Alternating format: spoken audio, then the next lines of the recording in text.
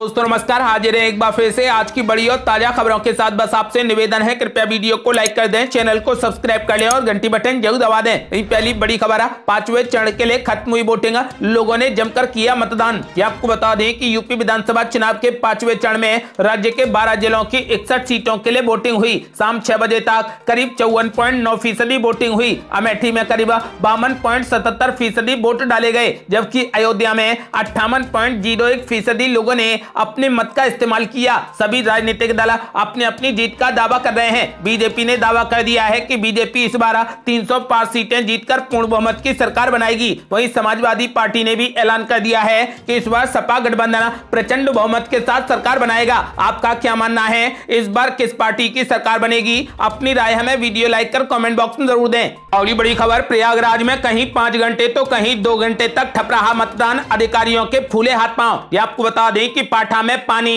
इस बार भी चुनाव में बड़ा मुद्दा बना रहा। पंप कैनाल का निर्माण न कराए जाने से भड़के भोगन गांव के ग्रामीणों ने मतदान का बहिष्कार कर दिया। सीडीओ सीपू गिरी को खुद मोर्चा संभालना पड़ा। 5 घंटे की जद्दोजहद के बाद ग्रामीणों को मतदान के लिए तैयार किया गया और दोपहर 12 बजे के बाद भोगन बूथ पर पहला वोट पड़ा। कोरागांव विधानसभा क्षेत्र के भोगल गांव में वर्षों से पंप कैनाल के निर्माण की मांग की जा रही है। मध्य प्रदेश की सीमा से लगे 1,500 से अधिक आबादी वाले इस गांव में कोई भी कैनाल नहीं है। वहां पंप कैनाल का निर्माण प्रस्तावित है और कई बार इसके लिए निरीक्षण भी किया गया है। ग्रामीणों को आश्वासन मिलता रहा कि जल्द ही पंप कैनाल का निर्माण शुरू करा दिया जाएगा, लेकिन आश्वासन सिर्फ कागजों में ही सीमित रह गया। रविवार सुबह 7 बजे विधानसभा चुनाव के लिए मतदान शुरू हुआ तो बूथ पर सन्नाटा पसरा था। मतदान कर्मी काफी देर तक वोटरों के पहुंचने का इंतजार करते रहे, लेकिन भोगन बूथ पर पूरे तरीके से खाली रहा। थोड़ी देर बाद कंट्रोल रूम के जरिए यह खबर प्रशासनिक अमले तक पहुंची तो हड़कंप मच गया।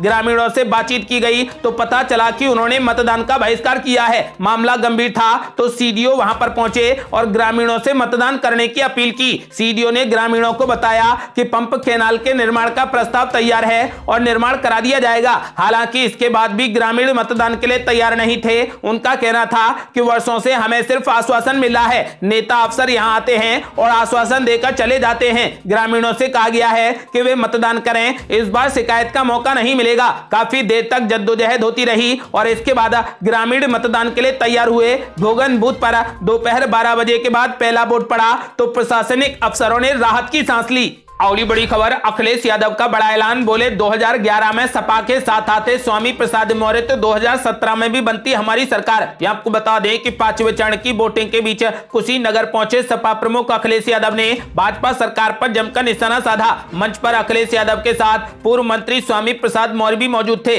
सपा सरकार में छात्रों को बांटे गए लैपटॉप का जिक्र करते हुए उन्होंने कहा कि बाबा मुख्यमंत्री जी ने किसी को भी लैपटॉप नहीं दिया क्योंकि वो खुद लैपटॉप चलाना नहीं जानते। कुशीनगर के फाजिल नगर विधानसभा क्षेत्र से सपा के उम्मीदवार स्वामी प्रसाद मौर्य के लिए वोट मांगने पहुंचे अखिलेश यादव ने एक बार फिर सपा सरकार बनाने की अपील की है। सपा कार्यकाल का याद दिलाते हुए अखिलेश यादव बोले, जब हम विधानसभा में बैठते थे तब स्वामी प्रसाद मौर्य जी दमदारी से सवाल करते थे और हमें उसका जवाब देना पड़ता था। भाजपा छोड़कर सपा में शामिल हुए स्वामी प्रसाद मौर्य को लेकर अखिलेश यादव ने कहा कि पहले हम आमने सामने बैठते थे, लेकिन अब हम एक साथ बैठेंगे और आजादी के बाद जिनको हक और सम्मान नहीं मिला उनके लिए काम करेंगे। फाजिल नगर में आयोजित जनसभा के दौरान 2017 में सपा के हाथ से गई सत्ता का दर्द भी अखिलेश यादव की जुबान से बाहर आ गया। उन्होंने कहा कि स्वामी प्रसाद मौर्य जी का वो 2011 से इंतजार कर रहे थे जब स्वामी प्रसाद मौर्य ने बहुजन समाज पार्टी को छोड़ा था। उन्होंने कहा कि 2017 में तब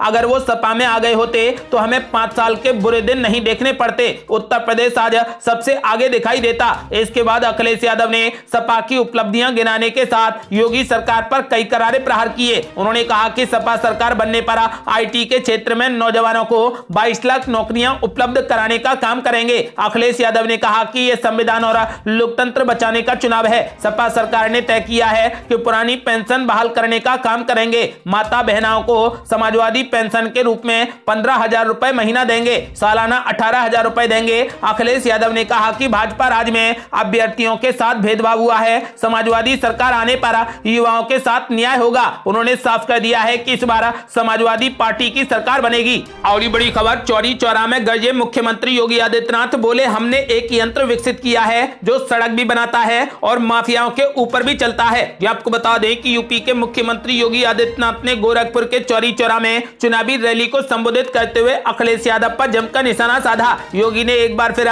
बुलडोजर का जिक्र किया और सपा पर तंज कसा। योगी ने कहा कि समाजवादी पार्टी के लोग परेशान हैं, कितने सारे काम करने के लिए हमारे पास पैसा कहां से आ रहा है। मैंने कहा कि एक तो नियत साफ होनी चाहिए, दूसरा हमने एक यंत्र विकसित किया है जो सड़क भी बनाता है और माफियाओं के ऊपर भी चलता है। मुख्यमंत्री योगी ने कहा कि हम बुलडोजर का बेहतरीन उपयोग कर रहे हैं, लेकिन इसे चलाने के लिए दमदार सरकार चाहिए। योगी ने कहा कि गोरखपुर ग्रामीण और चौरी चौरा क्षेत्र में उमड़ा ये अथाह जनसैलाब घोर परिवारवादियों पर प्रचंड राष्ट्रवादियों की ऐतिहासिक विजय का शंखनाद है। जनता जनार्दन के आशीर्वाद से यहाँ के हर बूथ पर कमल का फूल खिलेगा। योगी आदित्यनाथ ने साफ कर दिया है कि इस बार प्रचंड बहुमत के साथ बीजेपी फिर से आ रही है। योगी आदित्यनाथ और पीएम मोदी समेत बीजेपी के तमाम दिग्गज नेता इस वक्त चुनाव प्रचार में जुटे हुए हैं और सपा पर हमलावर नजर आ रहे हैं। उधर अखिलेश यादव भी तीखे वार करने से नहीं चूक रहे। उत्तर प्रदेश में अब तक 5 चरणों का मतदान हो चुका है और सभी पार्टियां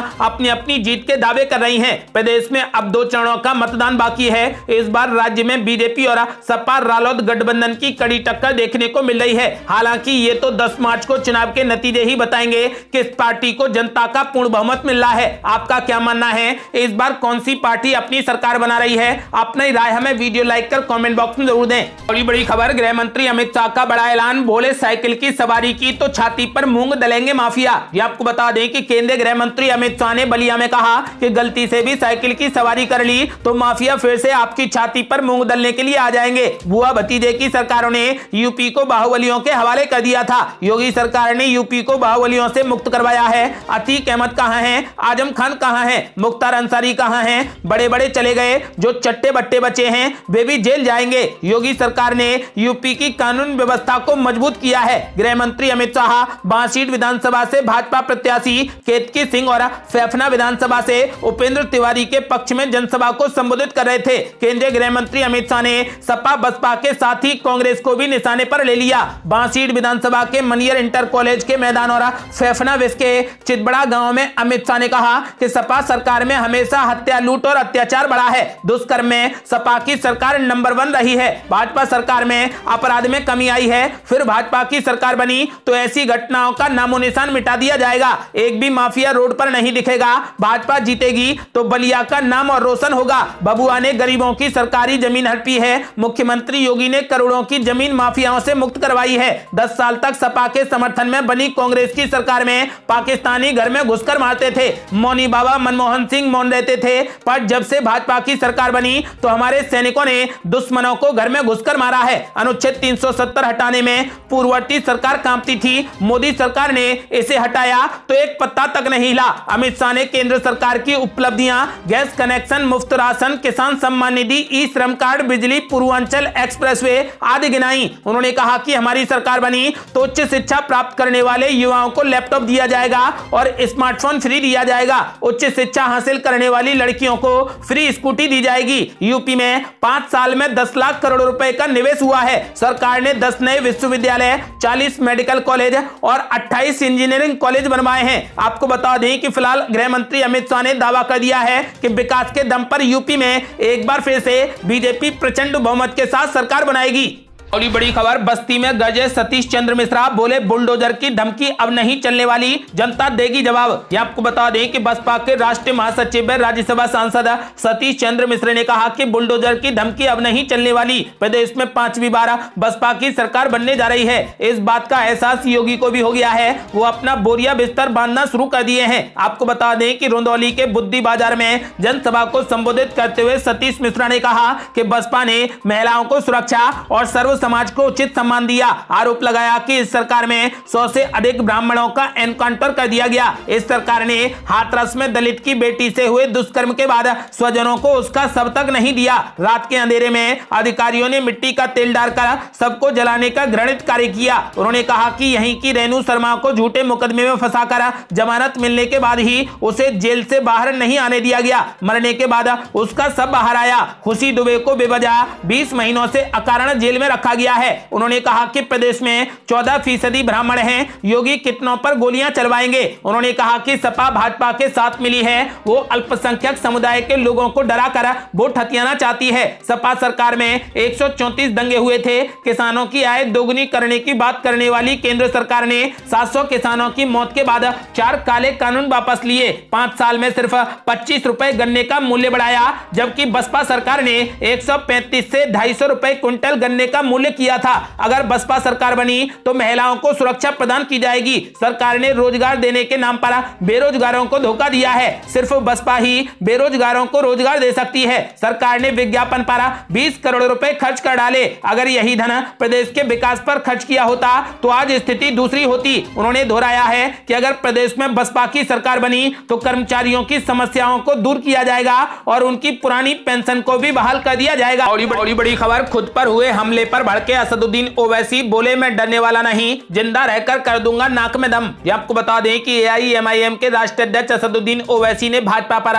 जमकर निशाना साधा। कुशीनगर, पडरौना और खड्डा विधानसभा क्षेत्रों में आयोजित चुनावी सभाओं में उन्होंने कहा कि बीजेपी झूठ बोलने में माहिर है। पिछले चुनाव में रोजगार देने का वादा कराए थे जो झूठा साबित हुआ। मुख्यमंत्री के मुंह से हमेशा मुगल और कब्रिस्तान आदि निकलता है। वो समाज में नफरत फैलाने का काम करते हैं, जबकि ओवैसी और कुशवाहा नफरत मिटाने का काम करते हैं। उन्होंने पूछा कि आखिर स्लॉटर हाउस से भाजपा को क्या ऐतराज है। ओवैसी ने कहा कि हमारे गठबंधन की सरकार बनी तो यूपी में 2.5 वर्ष बाबू सिंह कुशवाहा और 2.5 वर्ष दलित समाज का मुख्यमंत्री बनेगा और 3 उप मुख्यमंत्री बनाए जाएंगे। उन्होंने योगी सरकार से पूछा कि स्लॉटर हाउस को क्यों बंद करा दिया गया। इसके बाद नौरंगिया में हुई दुर्घटना की चर्चा करते हुए उन्होंने कहा कि घटना के 24 घंटे बाद एम्बुलेंस पहुंचना, गंडक से बार-बार कटान, बाढ़ आदि न रोक पाना सरकार की नाकामी है। सवाल किया कि मुस्लिम महिलाओं के हिजाब पहनने पर बीजेपी सरकार को क्या आपत्ति है। आपको बता दें कि असदुद्दीन ओवैसी ने साफ कर दिया है